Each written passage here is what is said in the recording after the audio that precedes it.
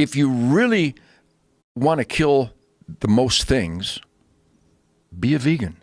Hey, this is Ryan of Happy Healthy Vegan. So a lot of you guys contacted me about Ted Nugent going on Joe Rogan's podcast. Well, hopefully most of you guys are a little too young to know really that much about Ted Nugent. Unfortunately, I had to suffer through his horrible music while I was growing up in the 70s. I 1, 2, 3, 4.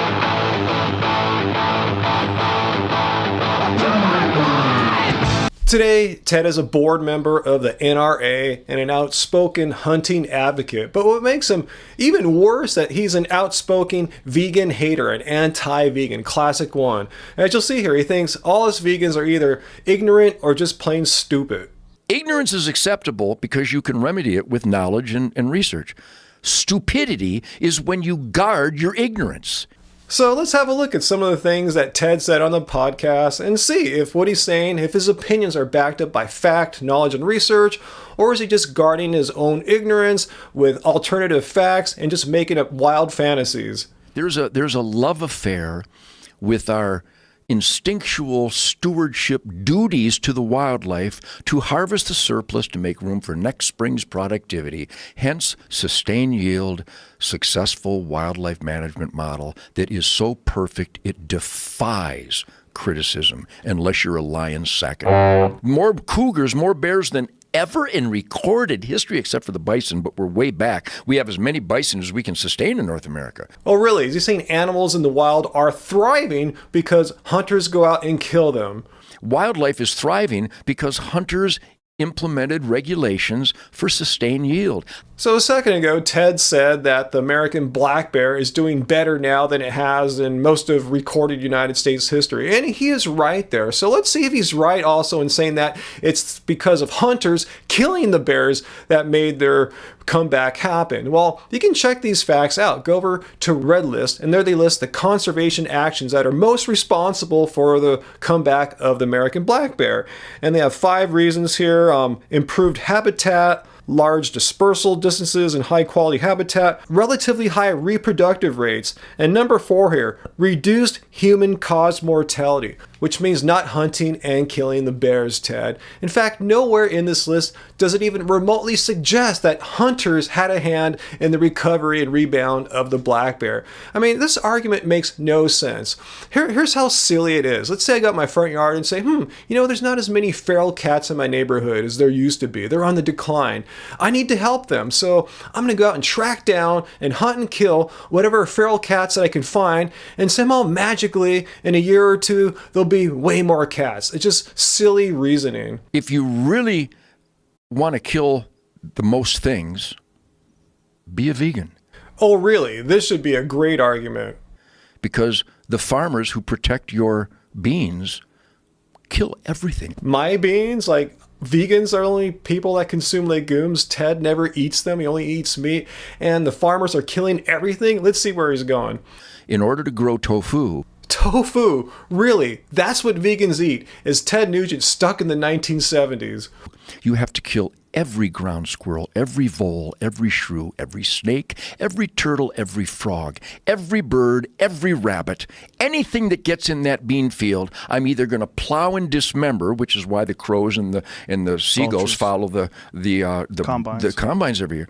Oh no, he didn't do it. The dreaded combine harvester argument. There's just so much wrong with the combine harvester argument. First, it assumes that vegans get their food from combine harvester agriculture. I used to have a 200 square foot plot of land on a community garden here, and I can assure you, no animals were ever killed in the growing of any of my food. Just a nonsense argument. But what they're ignoring, both him and Joe are ignoring, that the vast majority of the food produced by that agricultural system that they blame vegans for goes to feed livestock animals. As you see here, the vast majority of corn grown in the United States goes to non-human food uses. That big blue chunk of the graph, that's feed for livestock animals, so you can get your stinking meat. The yellow part of the graph, That's for ethanol, fuel for cars. That tiny red sliver on the graph is all the combined corn produced for food, seed, and industrial uses. And I must add, this is food for people, not for vegans. And since vegans are about 3 or 4% of the United States,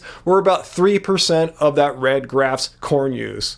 In order to grow tofu, Growing tofu, Ted. Really? Do you have a tofu tree that you can show me? Because farmers grow soy, which can be processed into tofu later if they want to. But what Ted's not telling you is that 85% of the world's soybean output goes to feed animals. Yes, to feed livestock so people can eat their beloved meat and live this meat-eating fantasy that Ted Nugent's promoting.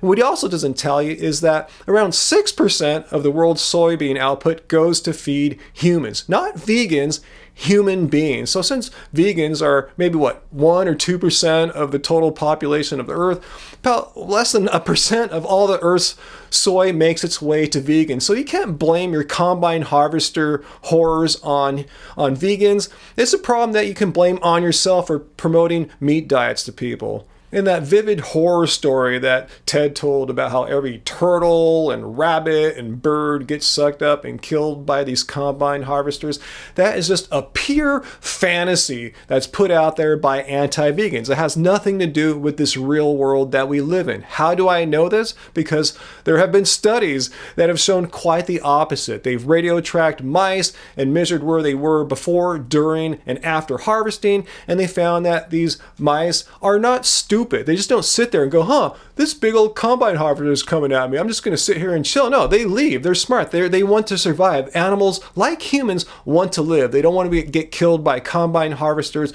or rich, privileged hunters. So they just move and they get out of harm's way. So this, again, is just another bogus argument. do you drive on the highways? Does any of your sustenance come on the highways? Because billions of animals are slaughtered on the highways every day. Again, Ted's facts are off. It's not billions, it's a million. So it's still a quite high number, but he's off by at least a factor of 10. And if you are on planet Earth, part of that blood is on your hands. You got to be, who doesn't know this? Who's not willing to admit? There's a lot of films and a lot of documentaries that portray veganism as being this perfect way of living that doesn't have any death or any habitat loss associated with it. And then I find it so annoying how anti-vegans take it upon themselves to define vegan in such a way that it's impossible to be a vegan. On the Vegan Society's website, they have a pretty well-accepted definition of veganism, which is a way of living which seeks to exclude as far as possible and practicable all forms of exploitation of and cruelty to animals for food, clothing, or any other purpose. And notice how nowhere in that definition does it say there has to be absolute perfection, no organism can ever be harmed, or veganism's impossible. What Joe and Ted are both using there is the appeal to futility fallacy, which goes something like this. Like, there's always going to be some accidental harm. You might squash a bug out in the field, or a tractor might run over a rodent. So if there's going to be some harm, unintended, you might as well have full-on intentional harm. Let's go out and kill 70 billion animals, because there's no way to avoid all suffering. It makes absolutely no sense. And you shouldn't be uncomfortable. To kill game to feed mankind is perfect. To kill cows and pigs to feed mankind. The system is often less than perfect, but until someone comes up with a better system. Yeah, there is, brah, and it's called vegan. I salute and genuflect at the altar of farmers and ranchers and people who kill animals to sustain my fellow man. Sustain your fellow man. Like, meat is the only food that sustains fellow man. Let me share something with you, brah. I've been vegan now for nearly 8 years. I have perfect blood tests. I put them up on YouTube every 18 months. I'm not dead yet. I'm not deficient in anything. You don't need to eat meat or dairy products or eggs to be healthy. So you don't need meat to sustain fellow man. If you really care about sustaining fellow man, you'll look at the environmental devastation that animal agriculture is having on our planet. If you really care about sustaining sustaining our species into the future. Number one cause of greenhouse gases, animal agriculture. Number one cause of Amazon rainforest destruction, animal agriculture. So don't give me this BS about needing to grow meat to sustain man. No, growing meat is actually going to be the downfall of man unless we switch to a plant-based diet worldwide pretty quickly. If you think that we're murdering innocent animals to feed our families with the purest protein available to mankind. Oh my God, what kind of fantasy is that? The purest protein available to mankind. What does that even mean?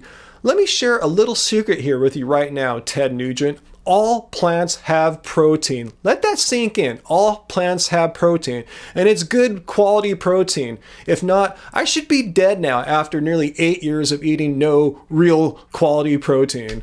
But see, this information is universally available, but the fake news, academia, Hollywood, and half of our government is stone cold obsessed with political correctness and denial. Yeah, Ted, you're totally right. There's tons of fake news and denial out there about the many benefits of going plant-based. By the way, my son Rocco, who I love beyond description, Yep. vegan. No. Yes. He looks like he needs to eat more. Yeah, well, when he's asleep, I try to shove a backstrap up his ass, but he's got more muscles than I do.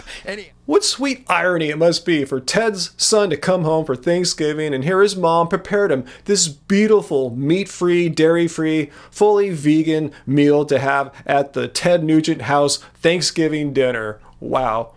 It's pretty obvious that Ted's living in some kind of delusional fantasy about how his killing innocent animals is good for those animals and that eating meat has all these magical nutrients that make you this great superhuman that you can't get from plants. So, as I've shown here, he's just completely full of crap, so he can no longer claim ignorance since he should know better now if he ever sees this video. So now all he can claim is stupidity. So let me know your questions and comments down below. A lot of you guys saw this podcast before I made this video. So what was your reaction to Ted's nonsense? What do you think his worst anti-vegan argument was? So share down below. If you got something out of this video, hit like and share it with a friend who thinks Ted Nugent and hunting are totally cool and hunting saves the planet. So until next time, this goes out to Ted.